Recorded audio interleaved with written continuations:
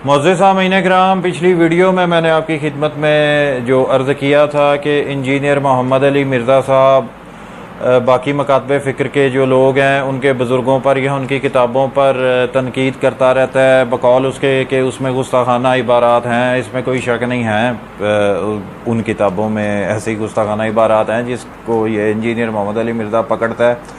लेकिन जो इसने लॉजिक और मेयार अपने लिए बना लिया हुआ है या अपने चंद मानने वालों के लिए बना लिया हुआ है, अगर इनका सही बुखारी वाला इमाम बुखारी या सही मुस्लिम वाला इमाम मुस्लिम अगर इसके मुकल्लदीन के सामने आ जाए तो इसके मुकल्लदीन सबसे पहले उसकी गर्दन उड़ाएंगे। अगर गर्दन ना उड़ाए तो 295C की दरख्वास्त तो ज़रूर करेंगे, क्योंकि इसके इमाम बुखारी और इमाम मुस्लिम और बाकी इसके बड़े जो इस तरह के इमाम बने फिरते हैं उन्होंने बहुत सारे ब्लंडर मारे हुए हैं अपनी किताबों में, और जो इस्लाम दुश्मन अनासर हैं वो बुखारी मुस्लिम को लेकर इस्लाम पर तनकीद करते हैं।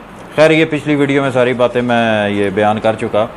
अच्छा, आज की वीडियो में मैं ये बात अर्ज़ करना चाहता हूँ कि इंजीनियर मोहम्मद अली मिर्ज़ा का दावा है कि मुझे किसी फ़िरके के साथ रिलेट ना किया जाए, मेरा ताल्लुक़ किसी फ़िरके से नहीं है, मैं जस्ट मुसलमान हूँ। इंजीनियर मोहम्मद अली मिर्ज़ा साहब, आप तो कल के बच्चे हैं। आपसे पहले बड़े बड़े ऐसे लोग हैं जो ये दावाजात किया करते थे, और खैर वो तो जो गुज़र गया वो गुज़र गया। अगर दौरे हाज़िर की बात की जाए तो जावेद अहमद गामदी साहब हैं, उसके अलावा शेख मोहम्मद या मोहम्मद शेख है, इसके अलावा जिनको परवेज़ी कहा जाता है, शायद ग़ुलाम अहमद परवेज़ उसका नाम है। माज़रत अगर मैं नाम सही तरह से नहीं ले पा रहा क्योंकि मुझे अभी जहन से निकल गया हुआ।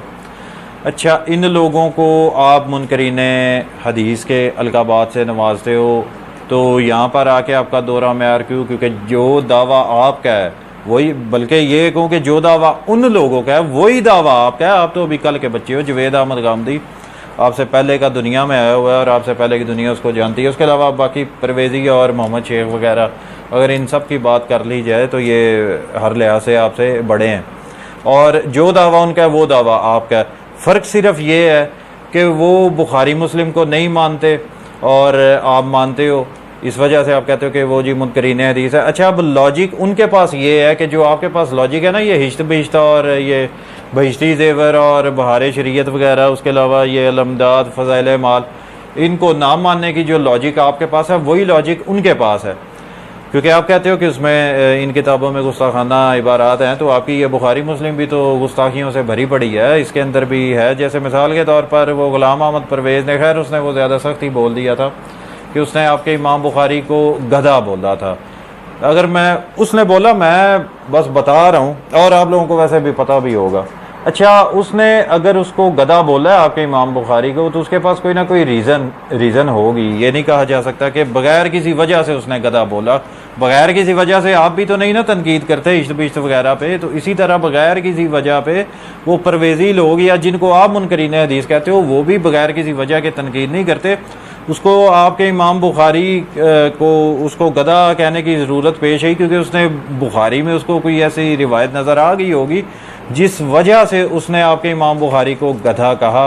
वैसे गधा नहीं कहना चाहिए था, अगर उसने मजम्मत करनी थी बुखारी की उसकी गुस्ताखियों की वजह से तो उसको चाहिए था कि कोई और नाम ले लेता, ये गधा नहीं उसको बोलना चाहिए था। बहरहाल जो भी है, बात करने का मकसद ये है कि आपके पास जो रीज़न है ना, उनकी किताबों को गुस्ताखियों की जो किताबें जिन इबारात आ गई हुई हैं, जो आपके पास रीज़न है वही रीज़न वो परवेज़ी भी रखते हैं, वो शेख मोहम्मद वाले भी रखते हैं, गामदी वाले भी वही रीज़न रखते हैं इस चीज़ के हवाले से।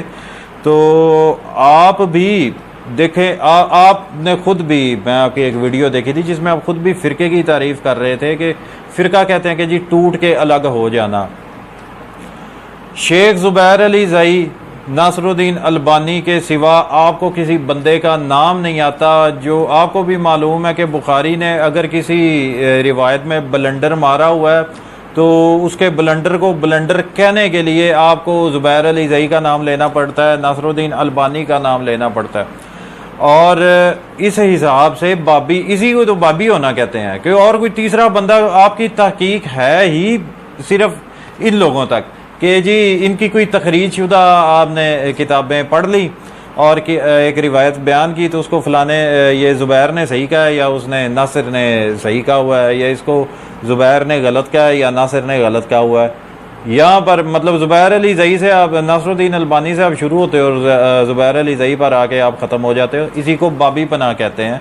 तो आप किस लिहाज से कह, अगर आपको उसके ऊपर गुस्सा था, आपने मजम्मत अगर की थी परवेज़ी की, जिसने इमाम बुखारी को गधा कहा था अपनी किसी ना किसी लॉजिक के मुताबिक, उसके पास जो लॉजिक थी उस लॉजिक के मुताबिक ही उसने इमाम बुखारी को गधा कहा ना, तो फिर आपको बुरा लगा। इसकी रीज़न ये है कि आप बाबी हो और परवेज़ अहमद बाबी नहीं है, इस वजह से उसको इमाम बुखारी को गधा कहने में उसको कोई हिचकिचाहट महसूस नहीं हुई। मैं फिर अर्ज कर दूं कि उसको गधा नहीं कहना चाहिए था, गधा उसको नहीं कहना चाहिए था, लेकिन उसने कहा और आपको लगा गुस्सा, क्योंकि आप थे उसके बाबी।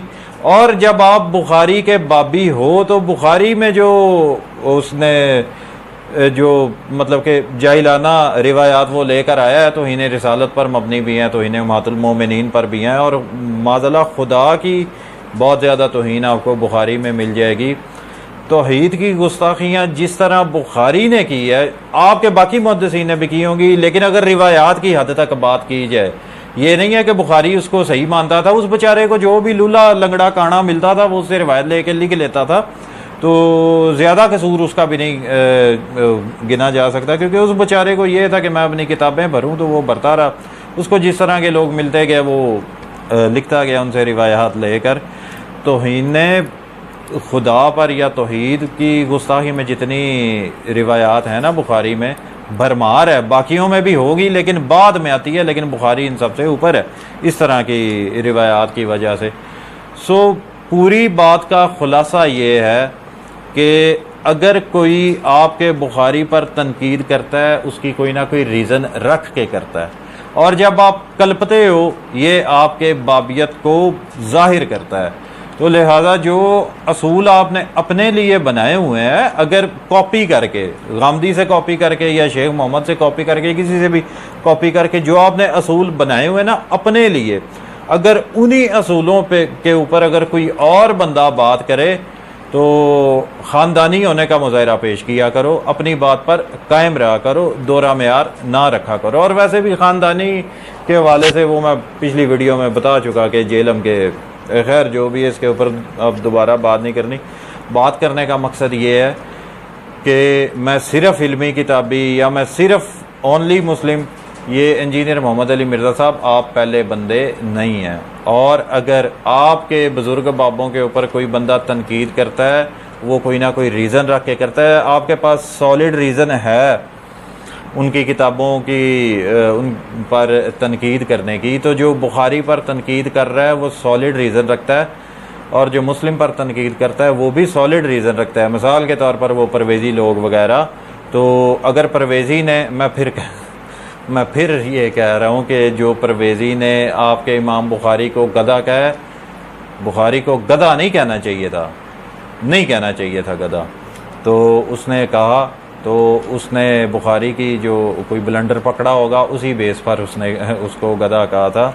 तो आप भी ये बाबी पुना छोड़ दें। अगर कोई इनके ऊपर कोई तनकीद करता है, उसको अगर तनकीद वैसे तमीज़ के दायरे में और इखलाक के दायरे में रहकर करनी चाहिए, लेकिन जिस तरह का आपका रवैया है ना मिर्ज़ा साहब, ये जो आपका रवैया है ये आपको मरवा रहा है, और आपके जो मुकल्लदीन का रवैया जो आपने उनको दिया हुआ है वो आप लोगों को मरवा रहा है। सो बी केयरफुल।